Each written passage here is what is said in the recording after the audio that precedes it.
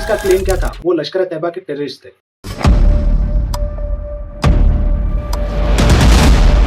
दिन सीएम नरेंद्र मोदी का एसिनेशन प्लान। अहमदाबाद के आउटस्कर्ट्स में चेक पोस्ट पे इनकाउंटर हुआ और इनकाउंटर स्टोरी क्या बताई गई? पुलिस ने बोला कार में टेररिस्ट ने उन पे गोली चलाई। पुलिस ने सेल्फ डिफेंस में सबको मार डाला। नमस्ते दोस्तों, स्वागत है आपका इस वीडियो में, जहां हम बात करने वाले हैं एक ऐसे टॉपिक की जो हम सब ने सिर्फ न्यूज में सुना है, इनकाउंटर।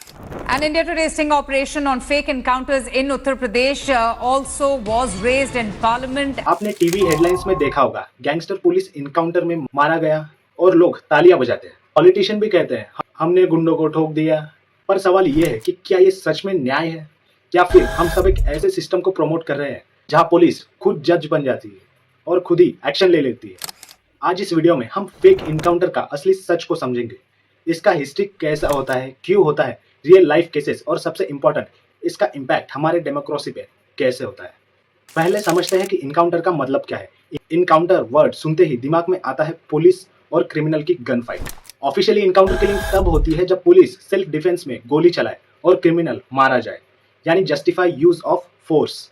लेकिन प्रॉब्लम तब शुरू होती है जब ये सेल्फ डिफेंस सिर्फ नाम के होते हैं और असली में पुलिस इंटेंशनली किसी को मार देती है बिना ट्रायल के। ये होता है फेक इनकाउंटर। अब हम समझते हैं कि क्यों करते हैं ये पुलिस फेक इनकाउंटर्स।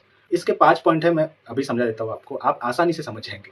पहले तो इन्वेस्टिगेशन स्लो होती है, दूसरा एविडेंस ही नहीं मिलता, तीसरा कोर्ट में कन्वेंस करना मुश्किल होता है, चौथा पॉलिटिशियन का प्रेशर कि क्राइम खत्म करो, पांचवा पब्लिक की डिमांड कानून से नहीं सुधरेगा गोली से सुधारो।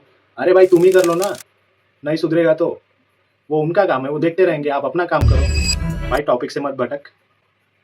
पुलिस के लिए इजी सॉल्यूशन, ऊपर से ऑर्डर आया कि गोली मार दो, यानी सिस्टम का फेलियर को इनकाउंटर का नाम देकर जस्टिफाई कर दिया जाता है। ये क्या चल रहा है? और फेक इनकाउंटर कोई नई चीज नहीं है। इंडिया में 1980 से इसका ट्रेंड शुरू हुआ। मुंबई पुलिस के इनकाउंटर स्क्वाड 1980 से 90 में दाऊद और गैंग्स के खिलाफ थे। पब्लिक ने पुलिस को हीरो बना दिया, इनकाउंटर स्पेशलिस्ट घोषित कर दिया और उसके बाद यह मॉडल पूरे देश में फैल गया। पंजाब में, कश्मीर में, नॉर्थ ईस्ट में, नक्सल एरियाज में हर जगह फैल गया और अब सिटीज में भी ठोक दो, ये बात नॉर्मल हो गई है। अब मैं तुम्हें एक टाइपिकली फेक इनकाउंटर का प्रोसेस बताता हूँ कि ये लोग फेक इनकाउंटर करते कैसे हैं। पहले तो ये क्रिमिनल या सस्पेक्ट को पकड़ते हैं बिना वारंट के, फिर उसे लॉकअप में मारपीट कर कन्फेस करा लेते हैं, फिर इनकाउंटर साइट चूज करते हैं, जंगल, हाईवे या एम्प्टी फील्ड, कोई भी जगह। सस्पेक्ट को वहां लेकर जाते हैं, उसको बोलते हैं कि बंदूक हाथ में पकड़, और पुलिस दूसरे बंदूक से उसे गोली मार देती है। पुलिस की तरफ से फायरिंग का ड्रामा और सस्पेक्ट को मार दो। मीडिया को बोलते हैं कि क्रॉस फायर में मारा गया। अरे ऐसे कैसे क्रॉस फायर में मारा गया?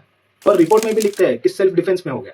एक केस बताता हूं मैं आपको। सोहराबुद्दीन शेख इनकाउंटर 2005 में हुआ था गुजरात में। 26 नवंबर 2005 को एक खबर आई, बताया गया गुजरात पुलिस के आतंकवाद निरोधी दस्ते और राजस्थान पुलिस की लश्कर के एक आतंकी के साथ मुठभेड़ हुई है।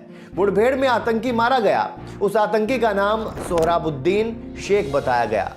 गुजरात पुलिस ने दावा किया कि सोहराबुद्दीन गुजरात के तब के मुख्यमंत्री नरेंद्र मोदी की हत्या की साजिश रच रहा था। 25 नवंबर 2005 को गुजरात और राजस्थान की टीमों ने मिलकर सोहराबुद्दीन का तथाकथित फेक एनकाउंटर कर दिया।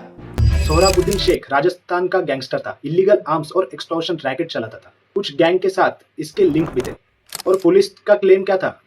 गुजरात एटीएस और राजस्थान पुलिस ने कहा कि सोहराबुद्दीन एक टेररिस्ट था, लश्कर तैयबा का मेंबर था। उसका प्लान था वीआईपी असैसिनेशन का। उसका प्लान था कि जो वीआईपी लोग हैं उन्हें गुजरात में मारा जाए। अब ये हुआ कैसे?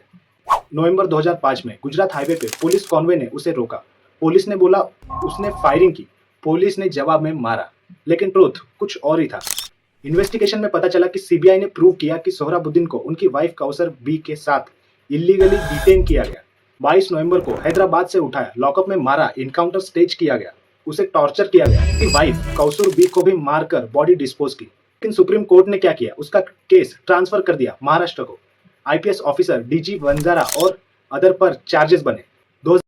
कोर्ट ने सबको एविडेंस नहीं होने की वजह से एक्यूट किया, लेकिन सीबीआई की चार्जशीट में प्लान और कॉन्स्पिरेसी डिटेल से लिखी हुई थी।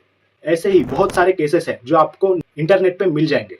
ऐसा ही एक दूसरा केस, इशरात जहान इनकाउंटर, वो भी 2004 में गुजरात में हुआ था। June 15, 2004, 19-year-old Ishrat Jahan killed in an encounter along with 3 others. And even today, 9 years after that encounter, the facts of the case are not clear. Amid an inter-agency turf war, Special Director in the IB, Rajendra Kumar, is likely to be questioned by the CBI, thus joining a long list of top IPS officers interrogated in the Ishrat encounter case. 19 साल की college student Mumbai की, साथ में 3 आदमी, जावेद शेख, एक हिंदू, एक मुस्लिम जो convert हुआ था हिंदू में, अमजाद अली, राणा, जीसान जोहर। पुलिस का क्लेम क्या था? वो लश्कर तैयबा के टेररिस्ट थे।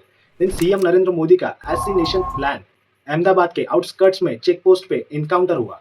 और इनकाउंटर स्टोरी क्या बताई गई? पुलिस ने बोला कार में टेररिस्ट ने उन पे गोली चलाई। पुलिस ने सेल्फ डिफेंस में सबको मार डाला, लेकिन इन्वेस्टिगेशन में कुछ और ही निकला। SIT probe under high court monitoring ने एसआईटी ने बोला इनकाउंटर फेक था। विक्टिम को पहले पकड़ा गया, इलीगली कस्टडी में रखा गया, उन्हें टॉर्चर किया गया। Gujarat police officers, IB officer ने प्लानिंग की, इनकाउंटर पहले से ही तय कर लिया था। लेकिन इसका रिजल्ट क्या हुआ? केस कोर्ट में चला, एक्यूज ऑफिसर्स बेल पर रिहा हो गए। पॉलिटिकल कंट्रोवर्सी, आईबी का रोल भी सस्पेक्ट में था। सोचो, किसी को भी ये लोग टेररिस्ट बताकर उसका इनकाउंटर कर देते हैं। इंटेलिजेंस एजेंसी की अकाउंटेबिलिटी भी जीरो है, और हम पब्लिक सोचते हैं कि पुलिस तो हीरो है, और हमारे पब्लिक को भी इनकाउंटर पसंद है। और मीडिया पर तो ऐसे दिखाया जाता है, मीडिया हेडलाइंस, गैंगस्टर किल, क्राइम खत्म। पॉलिटिशियन भी वोट के लिए हम स्ट्रांग है, हमने इसे खत्म किया। लोग कहते हैं कोर्ट में तो 20 साल लगते हैं। हम ये नहीं सोचते कि पुलिस गलती से किसी को, इनोसेंट को मार दे तो क्या होगा? सिस्टम एविडेंस कलेक्ट करना छोड़ देगा तो क्या होगा? रूल ऑफ लॉ की मौत हो जाएगी तो क्या होगा? कोर्ट ने 2014 में गाइडलाइंस बनाई थी कि इनकाउंटर को रेगुलेट करेंगे, पुलिस के खिलाफ एफआईआर रजिस्टर करेंगे, इंडिपेंडेंट इन्वेस्टिगेशन होगी, एनएचआरसी को रिपोर्ट करेंगे, ऑटोप्सी में वीडियोग्राफी करेंगे। बट प्रॉब्लम यह है कि इम्प्लीमेंटेशन जीरो है। मोस्ट स्टेट्स ने ये रूल फॉलो ही नहीं किया। पुलिस भी कहती है सिस्टम उनका साथ नहीं देता, एविडेंस कलेक्ट करना मुश्किल होता है, विटनेस कोर्ट में बदल जाता है, और पब्लिक का प्रेशर अलग होता है कि ठोक दो। और पॉलिटिशियन के ऑर्डर भी डायरेक्ट आते हैं, यानी प्रॉब्लम का असली सोर्स है सिस्टमैटिक फेलियर। तो आप सोच रहे होंगे कि इसका सॉल्यूशन क्या है?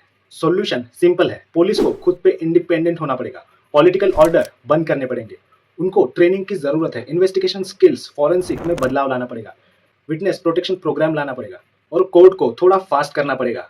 ये कोर्ट बहुत डिले करता है, बहुत स्लो काम करता है, सिर्फ तारीख पे तारीख देता है, लेकिन काम एक भी नहीं करता। तभी police rule of law follow करेंगे, शॉर्टकट नहीं लेंगे।